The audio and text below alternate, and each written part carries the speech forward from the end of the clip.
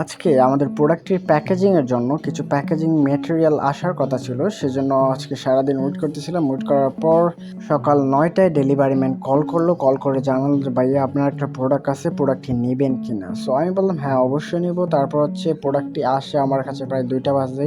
2টার পর আমি প্রোডাক্টটা রিসিভ করি। রিসিভ করার পর আমি প্রোডাক্টটি আমার বাসায় নিয়ে আসলাম। তারপরে আনবক্সিং করব। চলো তোমাদেরকে নিয়ে আনবক্সিং করা যাক। আমরা প্রোডাক্ট অর্ডার করছিলাম বাবল র্যাপ আর কুরিয়ার পলি। সো তোমরা এখানে দেখতে পারতেছো, এখানে বাবল র্যাপ 1 গজ 20 টাকা করে নিয়েছিল। তারপর পলি একটা 3.5 টাকা, আর একটা 4 টাকা করে নিয়েছিল। চলো একটু গনে দেখি কম টম দিছে কিনা।